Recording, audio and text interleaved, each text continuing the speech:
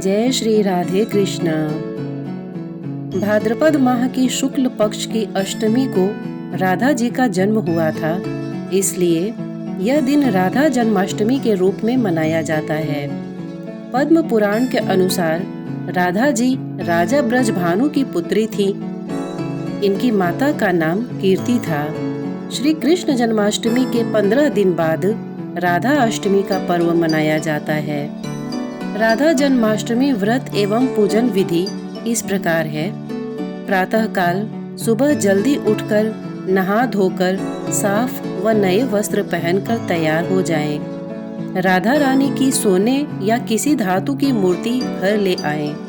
पूजा स्थल को गंगा जल छिड़क कर शुद्ध कर ले। फिर वहां पर एक लकड़ी की चौकी रखें, उस पर लाल वस्त्र बिछा लें। एक तांबे या चांदी का बर्तन लें, उसमें राधा रानी जी की मूर्ति रखें और उसे पंचामृत से स्नान कराएं। स्नान कराने के बाद सुंदर वस्त्र आभूषण इत्र लगा करके मूर्ति को सजा लें। फिर इस मूर्ति को उस चौकी पर स्थापित कर दें।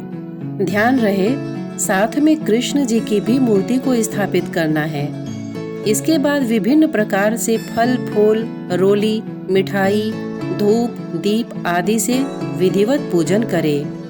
इस दिन राधा कृष्ण मंदिर अवश्य जाएं और वहां पर ध्वजा, पताका, मिष्ठान, मुरली इत्यादि चढ़ाकर उनका आशीर्वाद अवश्य ग्रहण करें। राधा रानी की स्तुति करें। ऐसा करने से आप लोगों के ऊपर माँ लक्ष्मी की कृपा होगी।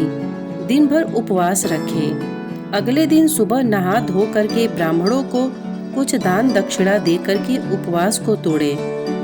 भारत देश में कई जगहों पर अलग अलग मान्यताएं होती हैं, अतः आप जिस जगह पर हैं वहाँ की मान्यता के अनुसार पूजन करें या अपने घर के मान्यता के अनुसार पूजन करें। जो भी व्यक्ति इस व्रत को करता है उसके ऊपर माँ लक्ष्मी की कृपा हमेशा बनी रहती है एवं दाम्पत्य जीवन में प्रेम मधुरता हमेशा बनी रहती है।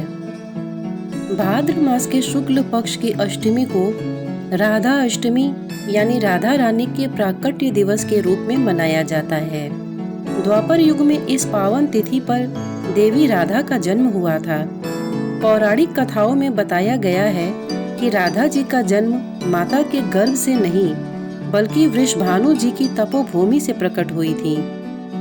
ब्रह्म वैवर्त पुराण में राधा जी के जन्म की जो कथा बताई गई है वह इस प्रकार है। राधा जी श्री कृष्ण के साथ गोलोक में निवास करती थी। एक बार देवी राधा गोलोक में नहीं थी।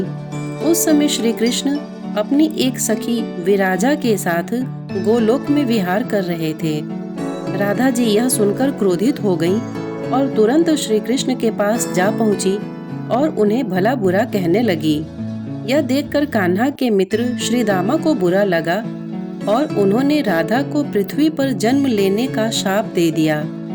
राधा को इस तरह क्रोधित देखकर विराजा वहां से नदी रूप में चली गईं। इस शाप के बाद राधा ने श्री दामा को राक्षस कुल में जन्म लेने का शाप दे दिया। देवी राधा के शाप के कारण ही श्री दामा ने शंखचूड़ राक्षस के रूप में जन्म लिया। वही राक्षस जो भगवान विष्णु का अनन्य भक्त बना और देवी राधा ने वृषभानु जी की पुत्री के रूप में पृथ्वी पर जन्म लिया। लेकिन राधा वृषभानु जी की पत्नी देवी कीर्ति के गर्भ से नहीं जन्मी। जब श्री दामा और राधा ने एक दूसरे को शाप दिया तब श्री कृष्ण ने राधा से कहा कि आपको पृथ्वी पर देवी कीर्ति और वृषभानु जी की पुत्री के रूप में रहना है। वहां आपका विवाह रायाण नामक एक वैश्य से होगा। रायाण मेरा ही अंशावतार होगा और पृथ्वी पर भी आप मेरी प्रिया बनकर रहेंगी।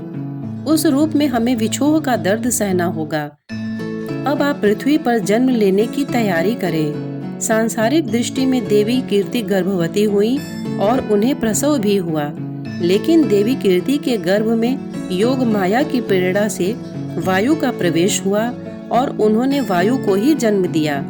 जब वह प्रसव पीड़ा से गुजर रही थी उसी समय वहां देवी राधा कन्या के रूप में प्रकट हो गईं। कृष्ण प्रिया राधा रानी के प्राकट्य दिवस पर व्रत रखने से भगवान कृष्ण भी प्रसन्न होते हैं और मनोवांछित फल प्रदान करते हैं। राधा नाम संसार के सभी दुखों को हरने वाला है।